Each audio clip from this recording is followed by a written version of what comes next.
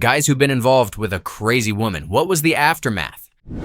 I dated a girl. Let's call her Allison. We were together for a year. There were a few red flags, nothing too crazy, and things seemed to be going well. I was head over heels for her, so we got engaged. We had been engaged for about 2 weeks when she decided she wanted to break up, the day after looking at wedding venues. Pretty messed up, especially after she had spent 2 months begging me to propose. But I suppose people can end relationships for whatever reason they want. Well, after the breakup, we kept living together and kind of reconciling. That lasted until she found a text from my mom calling her a bitch. I later found out she had been going through my phone every night the entire time we lived together. She proceeded to freak out and start throwing hands on me. I shoved her away. She left, and the cops were called. She and her friend concocted a wild story full of lies, but my friends called BS on it and then she moved out. Should have been the end, right? Nope. After that, she continued to poke her head into my life, talking about how she was going to hurt herself without me. You know, the usual crazy girl stuff. I started dating my current girlfriend. Not at all crazy and honestly the absolute best. And Allison found out. She went off the deep end. She tried calling me. I didn't answer. The next day, she claimed she had tried to hurt herself the night before until her roommate stopped her. Talking to the roommate later, I found out that was total BS. She asked if I planned on staying with my new girlfriend or going back to her.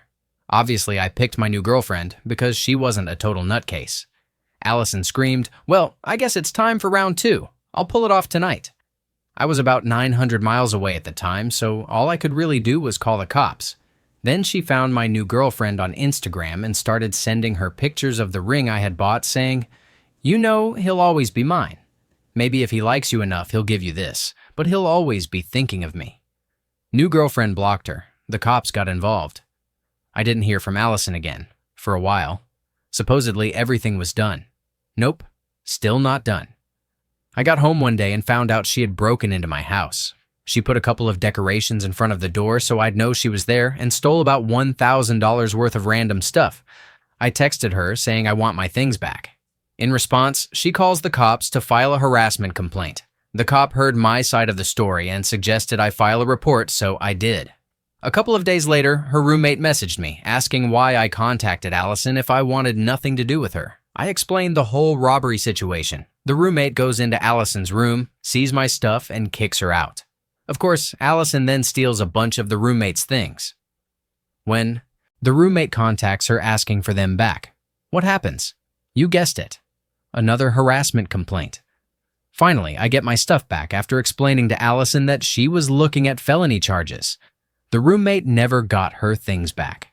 We cut contact and went our separate ways. But wait, there's more. About a month after all this, I get an email from Little Miss Crazy. I had blocked her on everything else. She claimed she saw me and my girlfriend at a concert, said she got jumped leaving the concert, and insisted she knew it was us. She told me to expect a call from the police soon. Knowing it absolutely wasn't us, I asked her what time it happened. My girlfriend and I were already gone by then, and I had Uber receipts to prove it. Unsurprisingly, the cops never called. She's been quiet for a while now, so hopefully that's the end of the saga. But, of course, she always seems to poke her head out just to cause a little more chaos. Story 2. This is the abridged version of the story. I hooked up with this girl at a club, then again a few weeks later at a party, and then again at another one. Eventually, we started seeing each other for about a month. I ended things because, well, she had a bit of a Radiohead obsession. I came home one day to find a poster of Tom York stuck to the ceiling above my bed, because apparently we were now living together. News to me. She'd already talked to my housemates and moved her stuff in. What the heck? And that's how 24 to 30 months of this woman stalking me began. She used to call at weird hours of the night. If I answered, she'd say nothing. If I let it go to voicemail, she'd leave rambling, nonsensical messages. I changed my number 3 times, but she always found it. In the end, I had to make my friends swear never to give out my number to anyone. But even that didn't work. Every time I went to a party bar or work event, she would show up and try to get with me when she was drunk. I moved house, and one night after a party, I came home with a lovely lady. My housemates whisked her into the sitting room and me into the kitchen, explaining that they had let a female friend of mine into the house. And she was in my bedroom. My housemate's brother was there holding a bunch of knives. I asked what the hell he was doing, and he said, "I talked to her for a few minutes and decided I should hide all your knives." I went upstairs to find this woman in my bed, pissed out of her mind, listening to Radiohead. She refused to leave or get dressed. After 20 minutes of trying to get her out and calling a taxi, the lovely lady I'd brought home came into the room and found me with crazy lady on her knees, begging me to let her stay. Thankfully, the lovely lady was much better at handling her and got her out a lot faster than I could. Then a week or two passed, and I was heading to another county to visit a few friends with a female friend. The day before we were meant to leave, I got a phone call from her housemate, a good friend, advising me to come visit them immediately. When I arrived, I saw my female friend had a black eye and bruises. I asked what happened. Apparently, while leaving the bar she worked at and walking home, she was jumped by a crazy woman who kicked her a few times and threatened her to stay away from me. I urged her to press charges, but she didn't. More incidents occurred over the next few months. Then there was a month or two without any contact. At 3 or 4 in the morning on a Friday, my phone rang. I assumed it was her and ignored it. Later, I checked and saw it was my brother's number and that a voicemail had been left. I thought it must be serious. No one leaves me voicemails. So I immediately called my brother back, but it goes straight to voicemail. I checked the message. One new voicemail. I listened, but there was nothing. 30 seconds of silence. Just muffled noises in the background. I figure he must have butt dialed me. Then, suddenly, a voice. A woman's voice. "I've just slept with your brother. How does that make you feel?" End of message. I knew exactly whose voice it was. I called my brother again, straight to voicemail. I tried again. Nothing. I called his housemates. It rings out. I even tried calling the stalker. No answer. At this point, my mind was spinning. Flashes of my old housemate's brother hiding the knives, my friend getting beaten up, every insane thing she'd done. I headed straight to my brother's house, adrenaline pumping. I rang the doorbell, started banging on the door, my imagination running wild with gruesome possibilities. I was panicking. I need to get inside. Then I heard my brother's voice, shouting foul language at me for waking him up. Best sound I've ever heard. I explained everything to my brother. What had been happening, the stalking, the call, and asked if she was still there. He said she was gone when he woke up. After looking around, we realized she had taken a few family photos and a Radiohead CD.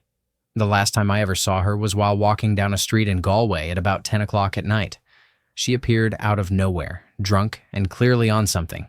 She walked straight up to me and tried to kiss me.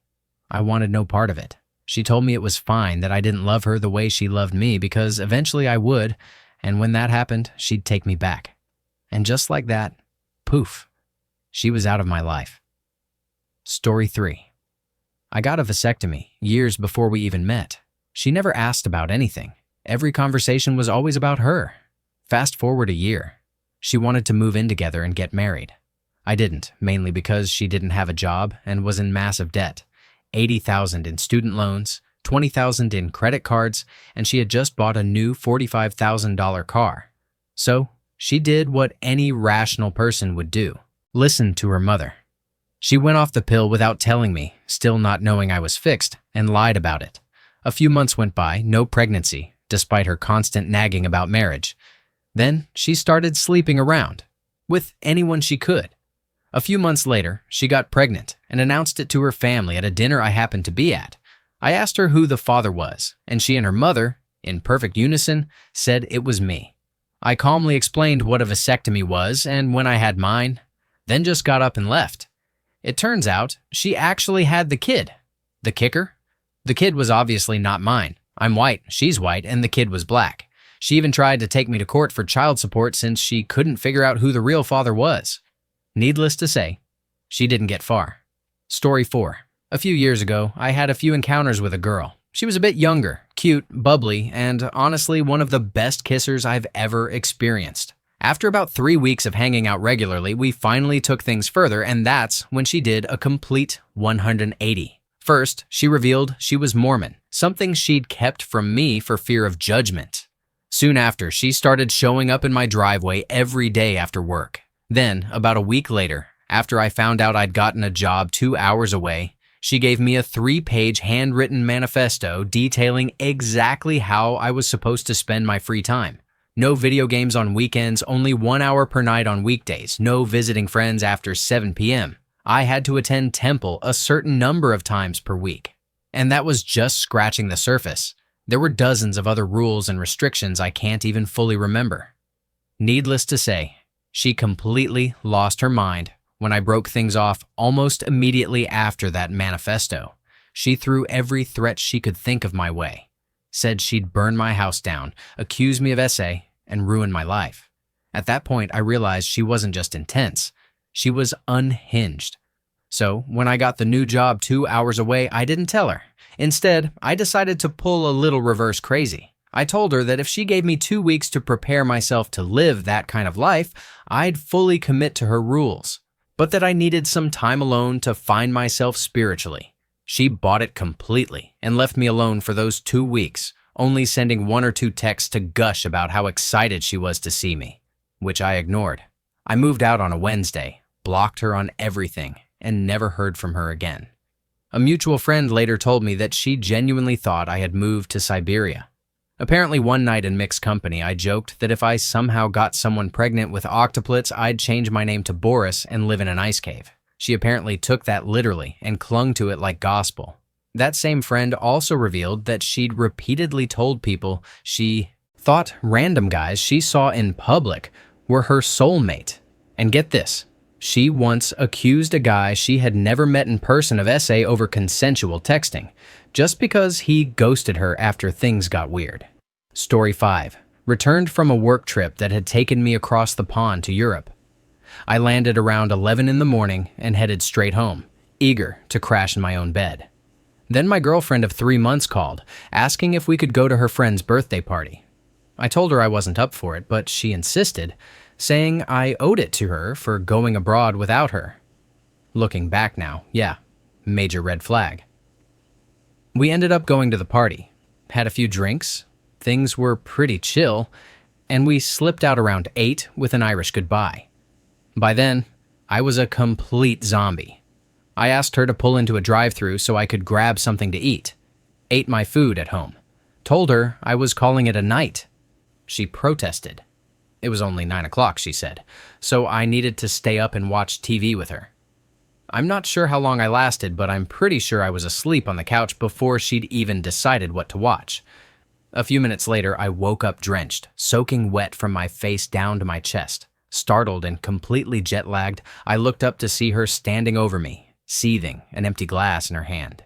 "You said you would walk me to the door," she hissed through clenched teeth.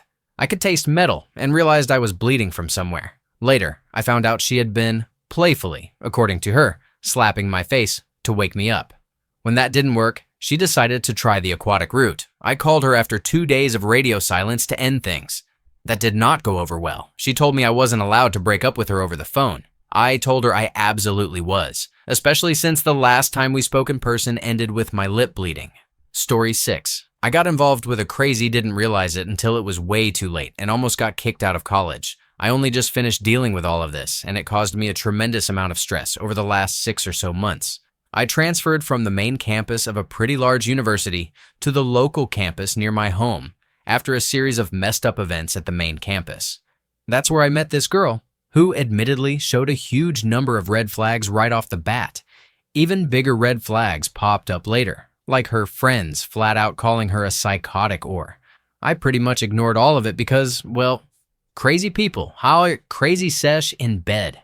During the 4 months we dated, I had to deal with constant gaslighting and other childish psychotic behavior. She would threaten to hurt herself whenever she did something that obviously hurt me, instead of talking it out like an adult. There was cheating, constant breaking up, blocking my number, and ignoring me instead of resolving problems. We broke up after 4 months, about 2 weeks short of Valentine's Day. Important detail. Over the following 2 months, I went to several events we had originally planned to attend together, like a big charity gala for my disabled brother and 2 major drinking holidays at local colleges. Despite being broken up, she somehow found a way to act like we were still dating, and attacked me for enjoying these events on my own. But wait, it gets worse. 2 months later, we were trying to be friends because we were still in the same major and would have to see each other a lot on campus. Naturally, that didn't last. We ended up in a huge fight. I had had enough of her BS, constantly being made to feel worthless. I finally called her out, not just for being a terrible girlfriend, but for being a crappy person in general. I unloaded all of the frustration and anger I had built up over 4 months in one long rant and didn't contact her again. 2 weeks later, I get a call from a police officer. She was attempting to file a PFA, protection from abuse, against me. After hearing both sides, the officer basically said she had made up a lot of things. While I wasn't to contact her, I was in the clear. Phew, right? Time to move on and heal? Nope. Over the next 2 months, I received 2 certified letters. One was from her, a laughable attempt at a cease and desist letter that did basically nothing. The other was from the Office of Student Affairs and the Title IX office, saying she had filed a complaint against me that could possibly result in my expulsion from school. While working with Student Affairs, she constantly accused me of things like stalking her based on a photo from my own backyard nowhere near where she lives, and a bunch of other small coincidences. Finally, I can happily say that after repeatedly going into the Title IX office and fully cooperating, they essentially concluded it was a bunch of BS. Their advice? My best defense is to avoid her at all costs. Duh. While I still don't feel completely safe walking around campus, at least I know people see through her lies and understand what she's capable of. Eat it. I forgot to mention, as I type this, she's sitting across the room from me in our morning lecture. Unfortunately, I share a class with her every day this week, so I get a daily reminder of my mistakes. Story 7. Oh, you youngsters with your "she embarrassed me" stories. Sit down, listen, and learn. There's crazy, and then there's crazy. There was this one girl, let's call her BCC, for bat crap crazy. She was hot. I mean, the kind of hot that makes you think, what is this girl even doing with me? We started hanging out as just friends, watching TV and grabbing dinner occasionally. She was flirty, a little quirky, and kept doing things to make me uncomfortable, throwing a leg over mine, resting her hand on my thigh. You know, flirty. One night, it progressed to us doing it out of nowhere. And let me tell you, it was mind-blowing. It was amazing. This led to days and days of us doing it. No dating. After a while, to be honest, the passion started fading. She was still hot, and the bedroom activity was out of this world. But she was also self-centered, vapid, and kinda boring. She had no ambition and was always asking for or demanding stuff. After 2 months of this, I decided to break it off. I told her we could still be friends, but I wanted more in a relationship than just physical intimacy. She calmly looked at me and said, "Okay, if that is the way you want it," and I left her house. I was smiling and confident, proud of the mature way I ended things because, to be honest, I was a little concerned about how she would react. I'd seen flashes of crazy, but in the end, it all worked out amazingly. Or so I thought. The next day, she called and said she wanted a real relationship with me. I was a little peeved. Having already ended things once, I now had to do it again. So I politely said, "No, I think this is for the best." Her response? I had no choice in the matter. We're dating. End of story. I tried to explain that this is not how it works, but she laughed and said, "Too late," then hung up. So I go to work, and this crazy girl starts calling me there, not once, not twice, but nonstop. I would hang up, and as soon as the phone hit the cradle, it would ring again. I yelled, pleaded, got angry, even threatened to call the police. Nothing worked. We blocked her number. That's when the calls from other numbers started rolling in. After 2 days of this, I asked to meet her in person to settle everything. She agreed. When we met, I went off, yelled, called her a child, laid it all out. She just sat there with a stupid smile on her face. That day, there were no more calls. That's when she started showing up at work to see me. The first time, she said, "I need to apologize for my behavior. Can we talk for 5 minutes?" And I thought, oh, thank God. It's finally over. Nope. The second we were in my office, I left the door wide open, of course, she was trying to get it on with me. That was her apology. I physically had to throw her out. She came back. Every day. Sometimes 3 times a day. We eventually had to get a trespass warrant against her. Then 3 days later, I got a call from her sister. She said BCC was out walking, trying to get over us, and had been attacked. At this point, I wasn't believing anything. I, of course, told her to call the police. But her sister said, all she wants is to see you. She feels safe with you and needs to talk. I refused. The next day, her sister told me that BCC had tried to hurt herself. Now, no matter how much I was over this girl, I never wanted to see anyone pushed to that point. Her sister asked if I would come by to say hi. She was bedridden and all the family was there. I was an idiot. I believed her.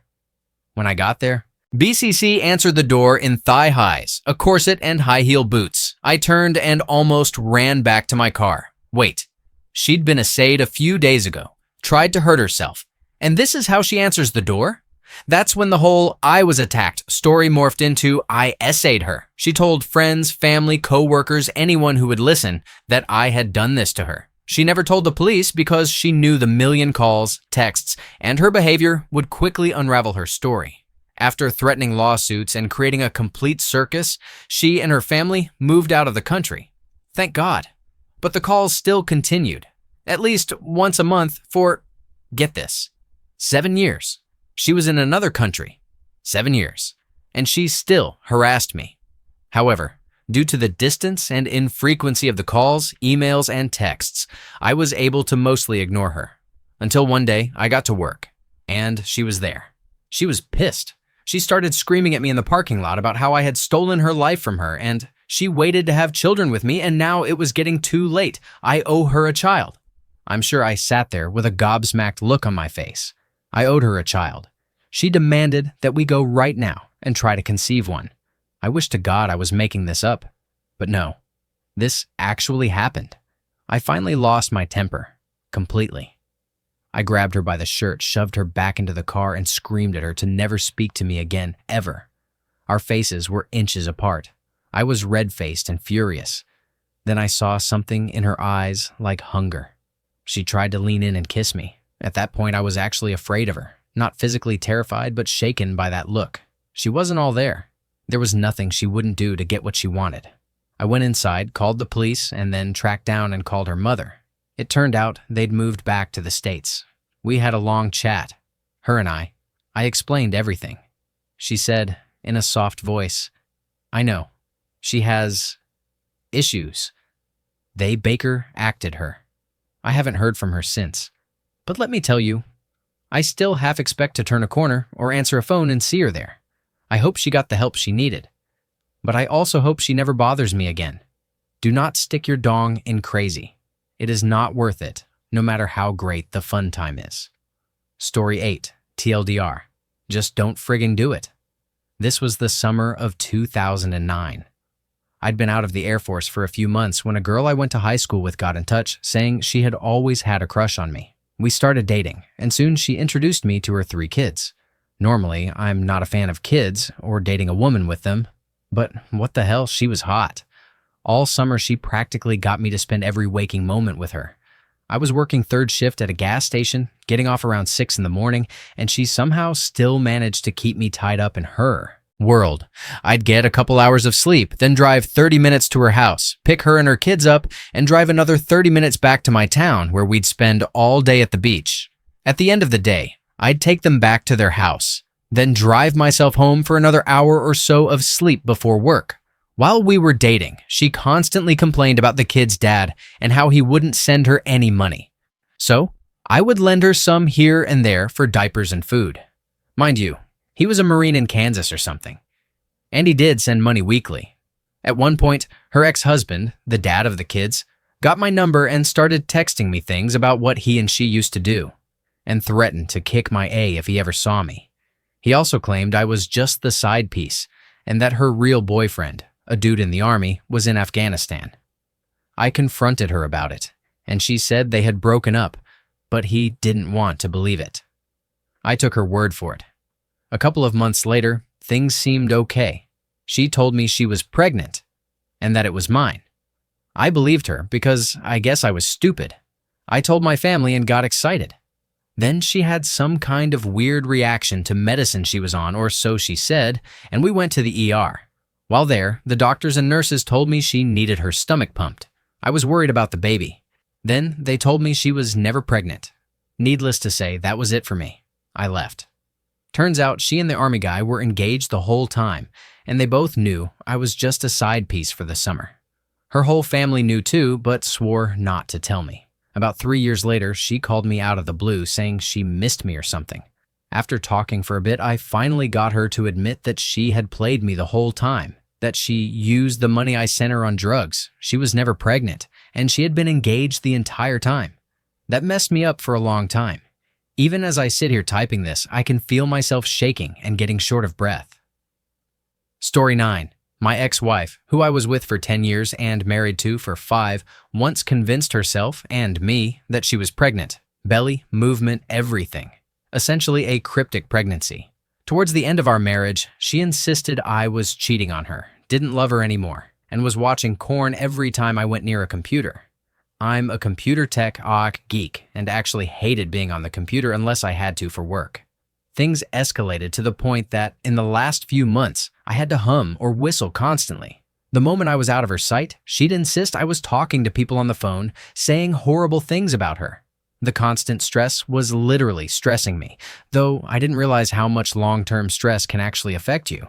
I showed her endless evidence that the things she claimed weren't happening, and yet she always found some new thing to accuse me of, even when the evidence was irrefutable. She finally forced me out of my house with a restraining order, claiming I was abusing her by gaslighting her. I couldn't even retrieve anything from the house that night when I got home from work, not even with a police escort. I had to sleep in my car and then get to court in the morning to have the order amended so I could enter with a police escort. It was a total nightmare. Things got significantly worse as she stressed herself out over things that weren't happening and projected her childhood trauma onto me, making herself even more unhinged. It was absolutely devastating that the woman I loved could say such things about me when I was the only person in her life.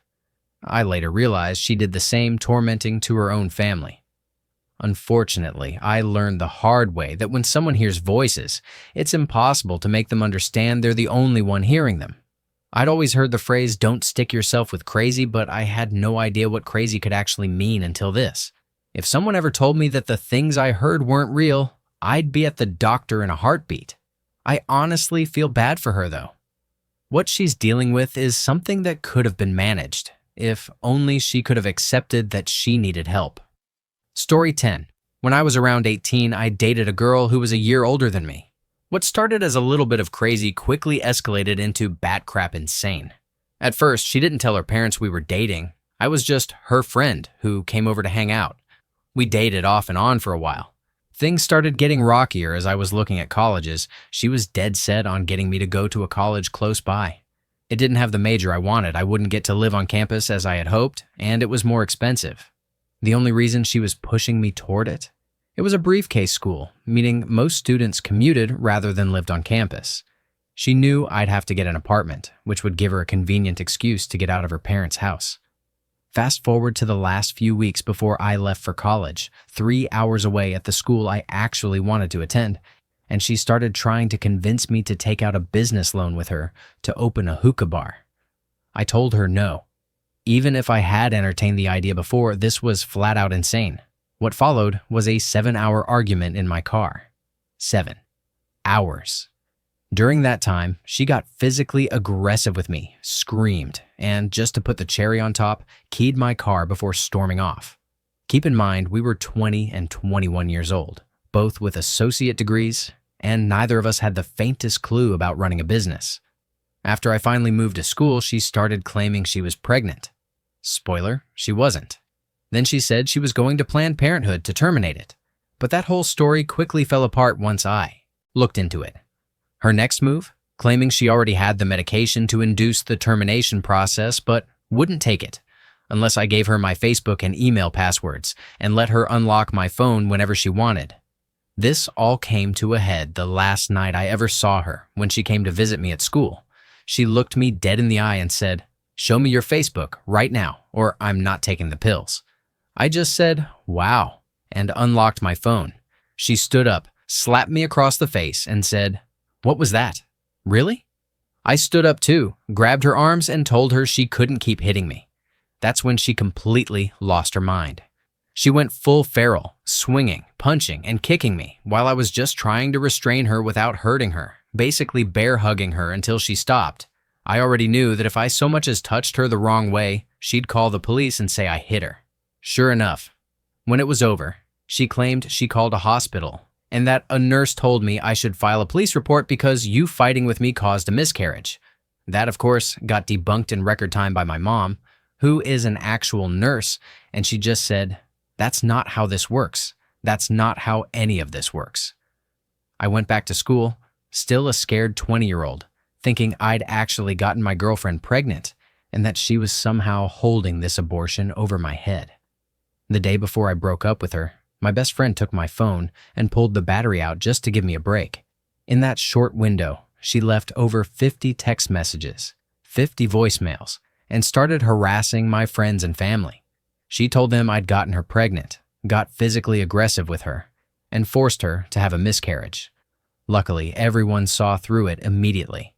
My friends and family had sensed the crazy long before I did. They didn't believe a word she said. After that, I blocked her number, her email, everything. She still somehow kept getting into my Facebook, so I finally just deleted the entire account. Story 11. The most mind-boggling fun time you'll ever have, followed by a confusing breakup and relentless stalking. Backstory. We started dating the summer before our freshman year. People had been pressuring us to date for a year or two because we were always together. I was best friends with her younger brother, and they lived next door. So we spent almost every day together from 5th grade until the breakup. Things started going downhill when jealousy kicked in, mostly because I got along better with girls than guys. Aside from her brother, I had one guy from my grade and a few cousins. I didn't really have any male friends. I grew up with a biological sister, and her rotating list of best friends who would live with us for months at a time, combined with a family that was overwhelmingly female. Think 3-to-1 on both my mom's and dad's sides. To this day, most of my friends are female, though it's leveled out a bit. She moved to a neighboring city and school at the end of sophomore year, which only made her trust issues worse since she couldn't keep an eye on me and my friends. Her friends eventually started telling me that she constantly asked for updates, and they ended up cutting ties with her. Jealousy turned into controlling behavior, culminating in a major red flag. She posted on my Facebook wall, "I'm jealous of your family who sees you every day." She wanted constant check-ins, between classes, before and after work, during breaks, even at lunch. Once she got her license, things escalated. She would drive 45 minutes from her house just to sit in the lobby at my job. I was working as a dishwasher and cook at a private golf club, and management eventually warned me that I could be fired since she wasn't a member.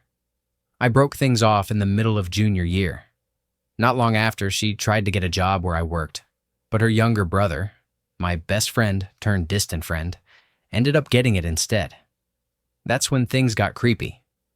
I started getting pictures of my dog in my yard with texts like, "You weren't home," with a sad emoji. I'd find notes on my Jeep's steering wheel. When I started dating someone new at the beginning of senior year, the ex began threatening her, to the point where my new girlfriend's parents had to get a restraining order. It's been 7 years, and I still get messages from new phone numbers, Facebook accounts, and even YouTube. Thankfully, she hasn't found my Reddit yet. It's still too new, so I'm safe for now. I tried to get a no contact or restraining order, but the police said I wasn't in enough danger to qualify. So, the next day, I applied for my concealed carry permit. I swear, about 2 years after high school, I was having a movie night with my girlfriend from senior year at her college house when a message from the crazy ex popped up on our TV through DirecTV. She was still trying to reach me. Story 12. My daughter's mom sent me to prison for 3 years for something I genuinely didn't do. At the time, my kid was about a year old, and we weren't together. Later, she found out I had gotten another girl pregnant. She called me saying she wanted to talk about getting back together. I looked outside, and she's already on my porch. Knowing she's crazy, I cautiously opened the door and let her in. She immediately told me she wants to be a family and leave her current boyfriend. I know she's unstable, so I cautiously told her that I am not interested at this time. She flips out, breaking my TVs, punching me, and generally going crazy. I tell her to leave. She says, "I'm calling the cops and you're going away." Then she starts slamming her face into a wall repeatedly. I was young, not living my best life at the time, and honestly didn't want to deal with that chaos. So I left. Later, I got a call from the cops telling me to come back and give my side of the story. I explained what happened over the phone, and they said that I need to come in person. About a week later, they showed up at my dad's house. I was 19 at the time, and arrested me for battery. On the way to jail, they told me I was also being charged with possession of a firearm by a convicted felon. Thing is, there was a shotgun in the house, but it wasn't mine. I was renting an addition on the side of someone's house, and the gun wasn't even in my room. Apparently, she found it before the cops got there and placed it right on top of my bed. She also claimed I pointed the gun at her and told her I would hurt her. Long story short, I ended up going to prison for numerous felonies stemming from that incident, and she refused to recant her statements. I was young and selling drugs at the time, so in a way I feel like my own decisions contributed to the situation. But I genuinely did not do what I was charged and convicted of. I was convicted because I took a plea deal. Young, broke, and with a public defender who said, trial is at best 50-50 in this case, take 3 years or face over 15. Even now, I still have to deal with her, and I have 50-50 custody of my daughter. Story 13, not a man. This is my best friend's story. He is now 29, but this happened 2 years ago when he was 27. He met a girl online who happened to be in our area and very wealthy.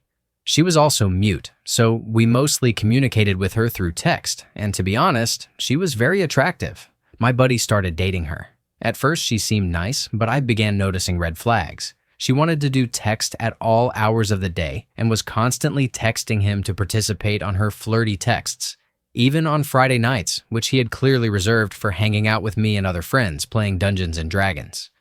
Despite him asking her to respect that, she wouldn't stop. He had only slept with her once after 4 dates, yet she seemed obsessed with him. And she hated me. I had known him since I was 15. He was about 9 years older than me and like an older brother. By that point, we had been best friends for about 2 years, and there was absolutely no romantic interest on my part.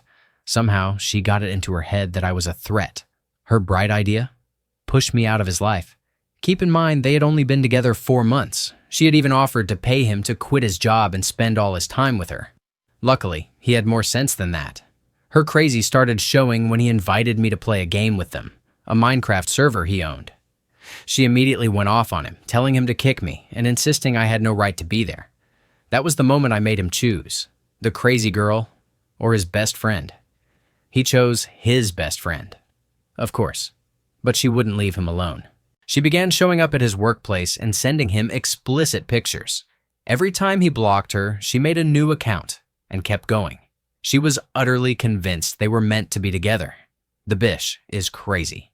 Story 14. Fresh out of paralegal school, I was working for a family law attorney. One day, a guy called in because he wanted a fair child support payment. His ex was demanding $6,000 a month when he only made $7,500. And visitation? She wanted none. Dad turned out to be a really stand-up guy. Mom? Totally crazy. She would file pages and pages of motions and declarations, fully knowing that our attorneys would have to comb through every single word and drive up his legal bills in the process. In the end, Dad got custody. Mom became so frustrated that she paid 2 people to lie and say Dad had assaulted her during a child exchange. He almost lost his job, but the witnesses eventually admitted they had lied. She went to prison, where her behavior caused her to serve extra time. When she was released, her parental rights were terminated and Dad's new wife adopted the child. Dad ended up with over $1 million in legal fees, though he managed to pay it down faster by trading handyman work with the attorney who owned the firm. So yes, getting involved with the wrong person ended up costing him $1 million. Story 15. I slept over at her house one night and somehow never left for 3 months. I first suspected she was unhinged when, during a visit to her parents' house, her dad politely asked her to do the dishes. She screamed no and threw a plate at the wall like a frisbee. During arguments, she'd grab my phone and try to destroy it, a recurring theme. I tried to get her to leave, but she wouldn't, and I figured I'd just deal with it since, well, I was blinded by attraction. Then things got worse. She started this bizarre habit of kidnapping me whenever she got upset. She'd show up at my work, pick me up like she was taking me home, and then just drive in circles far away from there. It happened 3 times that I can remember. Once, during one of these arguments, she drove us under a bridge and threw my phone out the car window. I just wanted to go home. The second time, she picked me up from work and started driving in circles around some random neighborhood, for reasons only she knew. After a while, I just thought, screw it, I'm walking home. I got out of the car and started walking. She got out too, except she forgot one small detail. She'd left the car in drive. So now she's screaming and running after me, and I'm in a full sprint thinking, holy crap, I'm going to die. It's midnight in this quiet little neighborhood, and I guess someone saw her chasing me while her beautiful Land Rover was slowly rolling towards someone's tree. They called the cops, and when the officers arrived, they started to arrest me, as if I was the problem. Fortunately, she wasn't quite evil enough to make up some false accusation and get me thrown in jail. She was just plain crazy. So much so that she actually told the cops the entire truth. They handed me the keys to her car and told me not to let her drive anymore. The third time, she picked me up from work and drove me all the way to the airport, about a 40-minute drive from my house.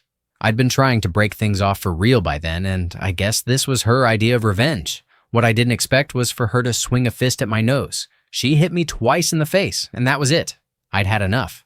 So I did the only thing that made sense in the moment. I rolled out of the car going about 40 miles an hour straight into wet pavement. My exit wasn't exactly graceful, but it was surprisingly effective. I tried to keep running with my momentum, but I slipped in a puddle and my legs flew forward. The walk home took about 2 or 3 hours, but to this day, it was the best walk I've ever had, because I knew that walk meant freedom. Every step was filled with relief and excitement, knowing I'd finally get to just hang out with my friends again. Which was all I'd wanted back then. No more feeling trapped, no more wondering what kind of insanity I'd face next. No more worrying if she'd steal my car and crash it into someone's yard again. Like the time I showed up to find my car wrecked on a lady's front lawn, my ex sitting inside, holding down the horn while the homeowner yelled at her and called the police. That girl was very fortunate that I knew the sons of the police officer who came, else she would have been in jail, I'm sure. I've got hundreds of equally crazy stories about this girl. Reading some of these stories makes me feel like we all dated the same person. I don't know how I stuck with that for so long, but she was a volleyball player and was really attractive, but that came with a heavy cost. Don't trust white girls named Portia. Story 16. It was my first real relationship, a toxic one at that. It started off sweet enough and, overall, lasted about 1 year, on and off. We were each other's first. At least I think so. She was a compulsive liar about things I strongly believe should never be lied about. She would tell me all about the horrors she was experiencing just to keep me around. And it worked because I was raised with the idea that in a relationship, you stick by your partner through absolutely everything. I was in high school throughout all of this and could not have known any better. So, what did she lie about that was so bad? She claimed she had been assayed by acquaintances and family members, that she and her mom were physically abused by her father, that her home was broken into while she was there, and that she was raising a younger cousin, who I seriously doubt ever existed. She also said that the same little cousin and her older sisters had passed away, that she had skin, cancer requiring doctors to remove parts of her back, and the worst of all, she lied about being pregnant on about 7 different occasions, each supposedly ending in an abortion. It was traumatizing, and I still deal with issues from it in my current relationships. During it all, I had my suspicions that she was lying, but she always had another excuse ready. By the time it was finally over for good, everyone around me commented on how much happier I looked, more at peace overall. It was an incredible change, especially considering I had been depressive at multiple points during that relationship. On top of everything, she was manipulative.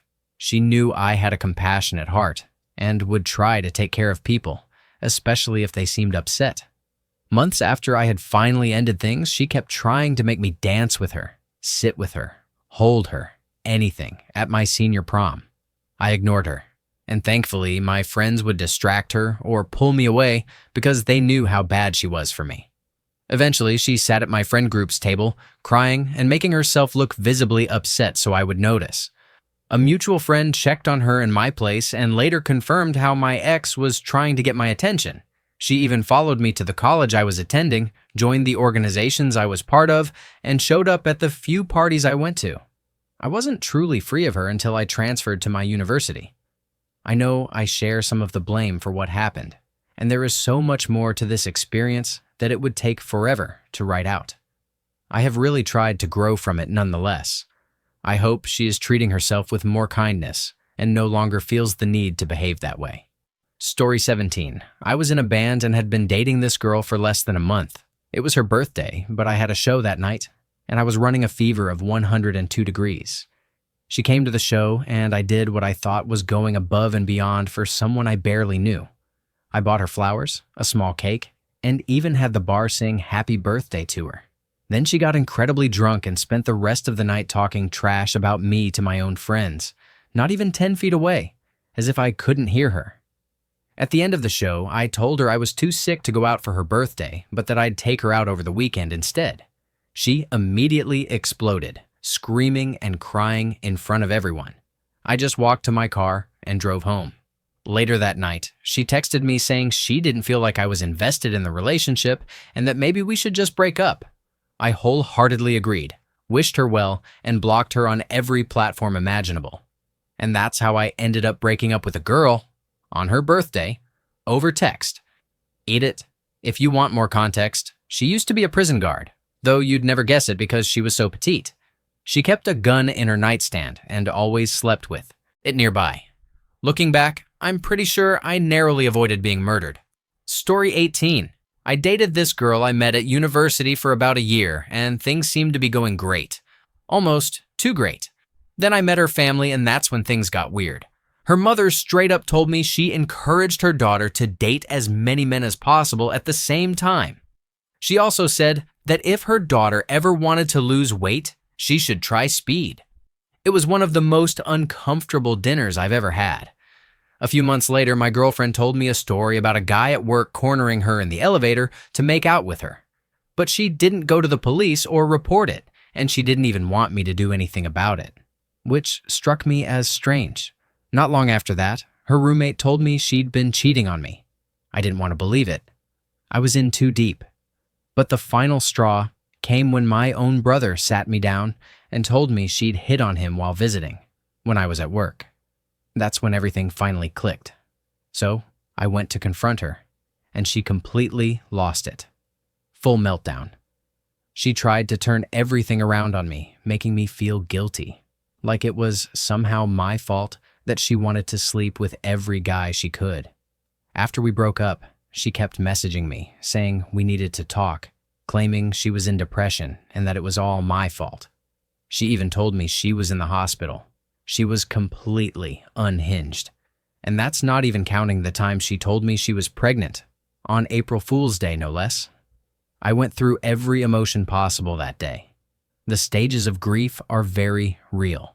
Even a year later, she was still messaging me saying I'd ruined her life, that she was in counseling and treatment, and that she'd lost a ton of weight because of it. Well, I guess she finally took her mom's advice. Now she's single and on speed. Good riddance to that bag of crazy. I'm just grateful I didn't end up with a kid. Or something worse. Story 19. Technically, the girl was kind of crazy, but her friend made the situation worse. There was this girl, let's call her Sarah, who worked her way into a friend group I was part of. She never really liked me, but she couldn't say much because I'd been friends with the group for a long time. She was just always kind of crappy toward me. A few years later, one of her friends, Joy, started hanging out with us. Cute girl. We hit it off and flirted for a couple of weeks. One weekend, I went to hang out with Joy while she was staying with Sarah. Joy was crashing on a couch in Sarah's finished basement. We all went out to some bars and got pretty drunk, as dumb young 20-year-olds tend to do. Eventually, we all went back to Sarah's house for the night.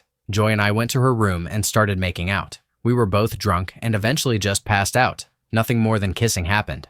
Fast forward about an hour after we crashed. We were both sleeping on opposite ends of the couch, kind of keeping to ourselves. The couch was right in front of a coffee table. Suddenly, Joy starts stirring and half wakes me. Then she stands up, leans over the coffee table, and starts making a mess right there.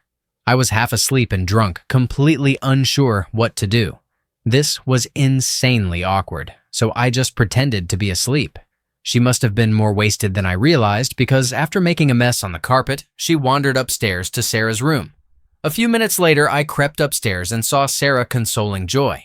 I assumed she was embarrassed about doing something so weird in front of me, so I quietly went back downstairs and slept in the recliner, away from the couch.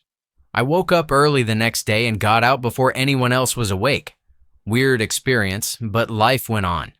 Fast forward a couple of weeks and I'm hanging out with the same friend group, just me and a couple of guy friends, chilling. They come up to tell me that Sarah has been claiming I had behaved inappropriately with Joy in her basement. She literally went around telling people that I essayed her friend. I hadn't shared the whole making a mess in the basement story because I didn't want to embarrass Joy in front of anyone. The worst part is that Sarah convinced Joy that it had actually happened. Apparently, Joy had blacked out and didn't remember much beyond coming to Sarah crying, half-clothed. I explained the truth to my friends, but I still felt awkward around some of them for a long time. I'd like to think Joy was just mistaken and had good intentions, but I can't shake the feeling that Sarah saw an opportunity to make me look bad and ran with it. Screw her. She's a crazy bitch. Story 20. She was cooking sauerkraut in the kitchen when I went to her house. I had no idea what was going on, so I asked, obviously joking, "Damn, did you find that on the side of the road?" Because, in case you didn't know, sauerkraut stinks. Anyway, she froze for about 10 solid long seconds. Then she flung the sauerkraut out of the pan and turned to stare at me, and I swear it was the longest moment of my life as all the crazy flooded into her eyes.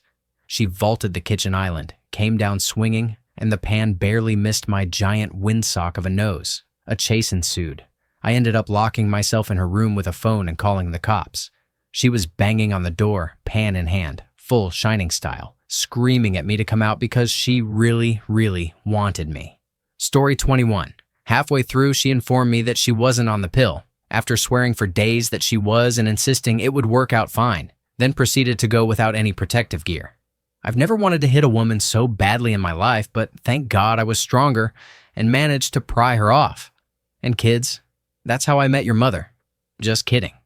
The revelation killed my desire, faster than walking in on your grandparents.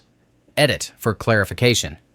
I stayed with her for another week, against my better judgment, and she just kept getting crazier. The final straw was when she came out of the kitchen brandishing the largest knife she could grab, trying to provoke me into a fight. I've relied on my reaction time my whole life. Surely it'll be my undoing one day, and somehow I managed to disarm her while putting her in a hold. I tried to talk her down, but she passed out. But when she woke up, it got worse. Somehow, I awakened her inner beast, and over the next few days, she repeatedly attacked me in various ways, trying to get me to do the same thing. Moral of the story, never be with a crazy. It's not worth it. Now, I'm happily engaged, and will be wed within a fortnight to a woman I actually feel safe around. Story 22. My ex-best friend was such a nitpicker about everything. Her boyfriends never lasted more than a couple of months. Watching how she treated them, you couldn't help but feel sorry for the guy. She used to try to keep them around by pretending she was pregnant when she wasn't. One time, she actually did get pregnant to try to trap a guy, but it backfired. He told her he'd support the child, but wouldn't be in a relationship with her. So, she terminated it and told everyone she'd had a miscarriage. Then, she met a guy, and they dated for about 6 months, her longest relationship ever.